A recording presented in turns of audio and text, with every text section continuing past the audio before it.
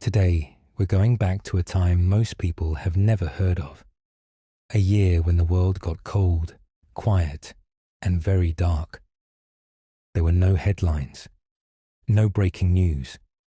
No one even knew why it was happening. But for nearly 2 years, the sun barely shone. Crops failed, the sky dimmed, and people from all over the world, especially in places like ancient Sweden, just tried to survive. Take a moment to subscribe if you enjoy these stories, and leave a comment. I see them and I appreciate them. Close your eyes, get comfortable, and let's imagine what life was like in the year the sun disappeared. You live in a village, not a city. There are no cities here yet, just small clusters of wooden houses tucked into the edges of forest and river. Maybe 10 families, maybe 20. Everyone knows everyone. The houses are long and low, built from pine logs, stacked and sealed with moss. The roof is covered in sod, which insulates against the cold. You don't have a chimney. The smoke drifts up and out through a hole in the roof. The smell of firewood and wool never quite leaves your clothes. Each home has one large room, shared by everyone. Parents, children, elders, even animals in the winter months. You eat together, sleep together, survive together. Privacy is rare, but so is loneliness. Most people don't live long. If you make it to 40 or 50, you're considered old. Children do chores as soon as they can walk. If your mother is still alive, she's probably in her 30s and already a grandmother. Life moves fast when life is hard. You wear wool tunics, often layered with animal skins. Leather shoes if you're lucky. In the cold, you wrap your legs with bands of cloth and tuck them into fur-lined boots. Everyone wears a belt for tools, knives, bundles. No one dresses for beauty, but there's still a kind of style. Woven patterns, dyed fabric, beads if you've traded for them. It's the summer of 536 AD, but it doesn't feel like summer. Not here in what we now call Sweden. The land should be green and bright, but instead it's cold, grey and damp. You're a villager in a small scattered settlement surrounded by dense forest and rocky hills. The air has a bite to it, the kind that belongs to late autumn or early spring, not midsummer. You can see your breath in the morning. Some days it snows light and dry, even in June. Other days there's freezing rain. The ground is soggy and cold beneath your feet. Water collects in icy puddles that never quite thaw. The wind moves through the trees with a low groan, and there's always a sense of dampness clinging to your clothes, your hair, even the walls of your house. Fog rises from the forest floor in the morning and doesn't burn off. It lingers, thick and slow. The sun rises late and sets early, when it rises at all. On some days, you can barely tell what time it is. The sky is thick with haze, a soupy grey that blocks the light, but not the chill. The trees aren't blooming. The grass is patchy and limp. The birds are quiet. Something is wrong. The elders know it. The animals know it. You can feel it in your bones. You try to go about your day. You check the small garden plot behind your home, but nothing is growing. The oats have turned yellow. The barley is gone. You go to the food storehouse, but it's already half empty. It's only June. Your dog, a wiry, sharp-eyed creature who usually sleeps near the hearth, sticks close these days. He follows you when you go to gather wood and rests near the doorway when you're inside. He isn't nervous, just watchful, as if he's waiting, like everyone else, for the weather to shift. Many households have animals, skinny chickens, hardy pigs, maybe a goat or two. Some have cats, not for cuddling, but for keeping mice out of the grain bins. Dogs are workers, guards, and hunting partners. You speak to them often, not because you expect an answer, but because they're part of the rhythm of the day. They remind you that things can still feel normal, even when they aren't. People whisper that this is the work of giants. Others say the gods are punishing them. This is a deeply spiritual time. Your community follows the old ways, a belief system known today as Norse paganism. You don't worship in temples, and there are no sacred books. Instead, stories about gods and spirits are passed down by word of mouth.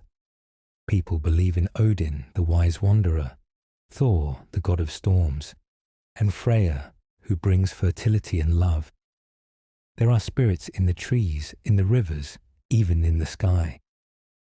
When the world goes quiet and the sun barely rises, it feels like something bigger is shifting.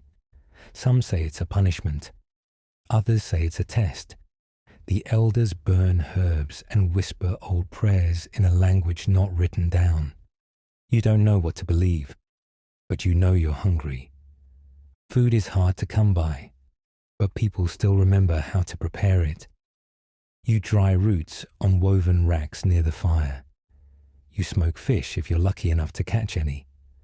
Your grandmother still teaches you how to soak acorns, crush them into meal, and bake them into hard little cakes. They're bitter, but filling. Sometimes you chew pine resin to ease your hunger. Sometimes you boil lichen into paste. It sticks to your teeth, but it helps. Everyone knows what plants to avoid. Everyone learns what wild things can be eaten in small amounts, and which ones are saved for the worst days. You pass the time with small jobs. You carve spoons from scrap wood. You patch holes in your boots using fish sinew and worn leather. Your older cousin knits with bone needles, creating thick socks from coarsely spun wool. Your mother braids new rope from dried grasses, twisting it tight, over and over. There's a quiet rhythm to it. Tasks passed down, done without thinking. The work is not just survival. It's something to focus on, something to hold in your hands when the days blur. Your father spends hours sharpening tools, not just because they're dull, but because it feels useful. He heats iron blades in the fire and hammers them back into shape on a flat stone.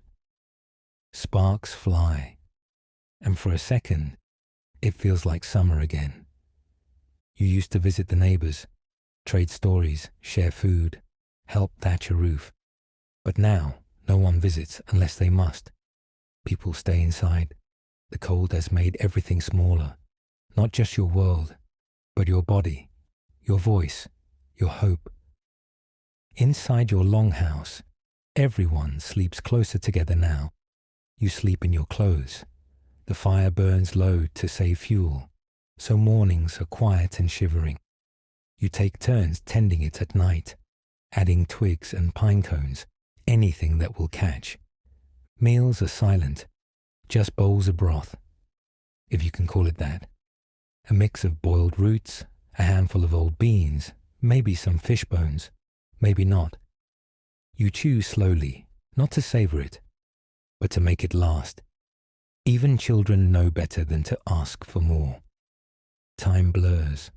With no sunlight to mark the day, everything feels like dusk. You measure time in chores and dreams. Outside, the forest is still. Trees creak in the wind like old doors. Squirrels are gone. The birds that used to chatter through the trees have vanished. Even the ravens, once so common, are rare. The men speak in hushed tones about traveling south. Maybe things are better there. Maybe there's sun, but no one moves. Not yet.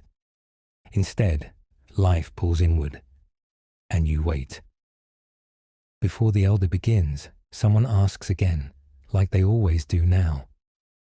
Why is the sky still like this? No one has an answer. The wisest guess comes from a traveler who passed through months ago. He said the sun had vanished in faraway lands too. that the same dim sky hung over the seas, the cities, even the deserts. Some say it's the gods. Others say it's sorcery or fate. But centuries later, people would learn it wasn't magic. It was a volcano, a massive eruption somewhere across the sea, maybe in Iceland or Central America. The sky filled with ash and sulfur, too high for rain to wash away. The haze wrapped the earth like a veil. The sun couldn't shine through. But you don't know that. Not yet. One night, after a dinner of warm water and bark shavings, the oldest woman in your longhouse begins to speak. Her voice is rough, like weathered wood, but everyone listens. She tells the story of a boy, just about your age, who lived in the valley a generation ago, when the river froze too soon and the animals vanished for weeks.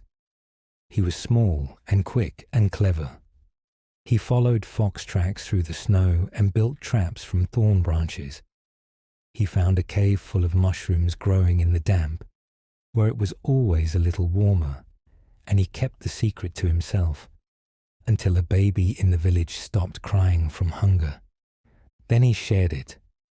He walked every day, 3 hours each way, to bring a handful of mushrooms back to the village. He didn't ask for thanks. He just handed them to the mothers and left. When the sun finally returned and the warmth came back, they carved his story into a stone and buried it beneath the hearth. The boy fed us when the gods forgot, she says. You think about that boy. You wonder what kind of person you'll be remembered as if the sun never returns. Not everyone in your village was born here. Some families came from far-off valleys, or even across the water. Before the sky changed, travel was common. By foot, by cart, or even by boat across the coastal rivers and fjords. You have a small trail that leads through the woods to another settlement, maybe a 2-day journey. People used to trade there. Smoked fish, woven goods, carved bone needles, iron tools, sometimes amber, if you were lucky. Now, the paths are quiet. The boats sit upside down beside the water, their hulls dry and flaking. No one risks a journey unless they have to. But the knowledge remains. The older boys still know how to tie rope for sails. The elders still know which trees bend into good boat frames. You still have tools, simple but strong.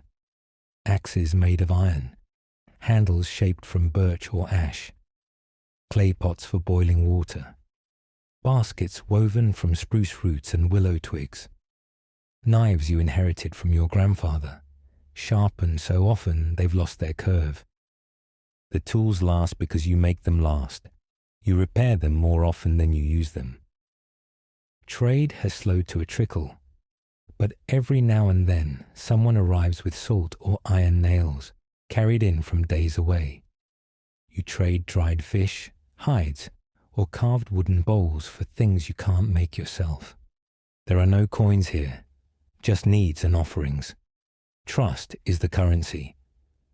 By early autumn, the barley never grew, and the oat stores are lower than anyone can remember. The animals are thinner. Even the goats make less noise. You hear more arguments now. Quiet, short bursts between adults, away from the children. The chieftain's sons want to move, take the strong, and go find food elsewhere. The elders say leaving is dangerous, that it's better to stay and survive with what you have. But even the firewood is running low, and now the chickens won't lay eggs. One day, you pack a sled with firewood to take to the next farm over. It's not far, but the sky darkens as you walk. The cold presses in. Your dog stays close, alert. You pass a frozen stream, then a patch of trees where a bird once nested. It's silent now. The farm is empty, not abandoned, just empty. The door is closed. Smoke trickles from the roof, but no one answers. You leave the wood and walk back slowly. Even in the cold, even in the dimness, people still find ways to make life feel like life. On clear nights, when the wind dies down, families gather around the hearth and hum old songs. They don't sing loudly, just enough to feel human again. The children clap out rhythms on wooden bowls. Someone might tell a riddle or recite a bit of poetry they remember from their grandfather. At the solstice, the darkest day of the year, you all leave out bits of grain, an offering to the spirits of the land, and maybe to the birds if they ever come back. It feels small, but it feels right. You whisper wishes into the fog, just in case someone or something is listening. Children carve little animals from leftover wood scraps. A girl in your house paints a rock with ash and water to look like a smiling face. Someone makes a new game with sticks and stones, and for a few minutes, laughter comes back into the room. You braid hair, you mend cloaks, you make things with your hands, not because you need them, but because it gives your day a shape. Life is harder, but it's not gone. Winter rituals take on deeper meaning now. They're not just about tradition, they're about staying connected to each other and to something larger than yourself. You gather dried herbs, juniper, meadowsweet, mugwort. The elder women burn them in shallow clay bowls, letting the smoke twist up to the beams. The air smells sharp and clean, like something alive. Children wear woven charms around their necks, little bundles of straw wrapped in red thread. Protection, the elders say. Not magic exactly, just a reminder that they're not alone. At the changing moon, everyone shares a story or a memory. It doesn't matter if it's been told before. Stories are how you stitch the past to the present. Sometimes the rituals feel like theatre. Sometimes they feel real, but they always bring people together. In a circle, by the fire, eyes glowing with hope or memory or both. It comes quietly, not with a sunrise or a storm, but with a smell. One morning, the air feels different, not warmer, but lighter. There's a scent under the smoke, damp soil, thawing moss, old leaves waking up. Later that day, you see water trickling under the frozen stream, just a little, enough to hear. And a week after that, someone swears they saw a raven, just one, flying low over the trees. The days are still short, the wind is still sharp, but the world is moving again. You plant something small, just to see, just to hope. And when you go to sleep that night, the air in the longhouse smells a little less like smoke. You never found out exactly why it all happened, but centuries later, scientists would. Far away from your village, in the distant future, people would dig into layers of ice and discover a strange marker in time, a sudden spike in volcanic material from around the year 536. Somewhere, maybe in Iceland, or halfway across the world, a massive volcano erupted. It sent ash and sulfur so high into the sky that it wrapped the planet in a veil. The sun was still there, but the light couldn't get through. That haze you saw, it was real. It spread all around the earth and stayed for months. That eruption was just the beginning. A second one came a few years later. The planet cooled. Crops failed across continents. Plagues followed. But you didn't know that. All you knew was that your world had dimmed, that something far away had touched your sky, and that you, a person in a little wooden house in Sweden, had somehow made it through. It doesn't happen all at once. There's no grand moment, no trumpet from the sky. Just small things stitched together. The sun stays out a little longer each day. Its light feels yellow again, not grey. When it touches your face, it's not just light, it's warmth. The ground softens. Seeds begin to sprout. Not all of them, but enough. You hear frogs near the marsh. You see two birds fighting over a twig. And one morning, your little brother runs back from the stream with wet feet and a shout. There are flowers. People start smiling without noticing. The firewood lasts longer. You hear humming as people clean tools for the new planting season. There's work to do, lots of it. Weeding, digging, repairing roofs, weaving new clothes from scratchy wool that never got dyed. But it feels different now. It feels like forward. The elders say the gods have forgiven you. The younger ones say the gods never left. You don't need an answer. You're alive. The world is growing again. And in the quiet of an ordinary evening, as you watch your dog curl up beside the hearth, you realize you made it to the other side. Spring becomes summer, and this time it feels like it should. The forest greens up, thick and full of birdsong. Bees return. You hear them before you see them. A low hum that means flowers. The barley takes root. The oats stand tall. People start talking about harvest. The village begins to look different. Doors are open again. You see children chasing each other outside barefoot. You hear someone chopping wood with rhythm.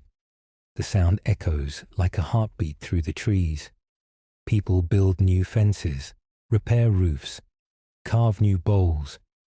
Some even start expanding their homes, adding a small room, a new bench, a better place for storing grain. The traders come back. Not many, but enough to bring word from farther south. The sun has returned everywhere. The sickness has faded in some places, though not all. But food is growing again. Fields are waking up. You attend a wedding that summer, the first in 2 years. It's small, but there's food, music, laughter. Someone gives the couple a wool cloak stitched with birds, a symbol of light returning. The stories change too. People still talk about the cold years, but less like a nightmare and more like a test. A storm weathered, a scar that proves healing. You still think of the boy in the elder's story, the one who shared the mushrooms. You carve his name into a small stone near the stream. The world is still hard, but it is once again yours. Years pass. The cold years become a memory, first painful, then distant. Children are born who never knew the dark skies. They grow up hearing your stories and thinking they sound like something made up. A myth, maybe. A warning. But you remember. You remember how cold the air felt in your lungs, how still the world became, how people sang just to feel alive. You remember the dog curled at your feet and the thin broth shared with shaking hands. You remember the silence that filled the forest when even the birds were gone. And you remember that you lived, that your family lived, that your village, weathered and worn, stood through something the world itself could hardly bear. One day, much older now, you sit outside your longhouse on a warm summer evening. You feel the sun on your face and close your eyes. It's not just light, it's the return of everything that once felt lost. And you think, the sun did not forget us. We stayed, and we made it. Every year now, on the first warm day of spring, the village gathers around the oldest oak tree. It stands near the stream, the one that froze and thawed, the one that carried news of the seasons. They call it the Day of Remembrance. You bring food, not because you're hungry, but because you can. Grains, roots, smoked fish, wild apples if they're in season. It's not a feast, but it's a gift. Children place stones in a circle near the tree. Elders speak the names of those who didn't make it. Someone reads the story of the boy who shared the mushrooms. Someone else adds a new story of a neighbor who gave more than they had, of the baby born during the second cold year, of the tree that somehow bloomed in the snow. There's laughter now, music, the kind that doesn't need an instrument, just clapping and breath and rhythm. You plant something small near the stones, herbs, maybe, or wildflowers, not because the gods demand it, but because you remember, and remembering is a way of saying, we are still here.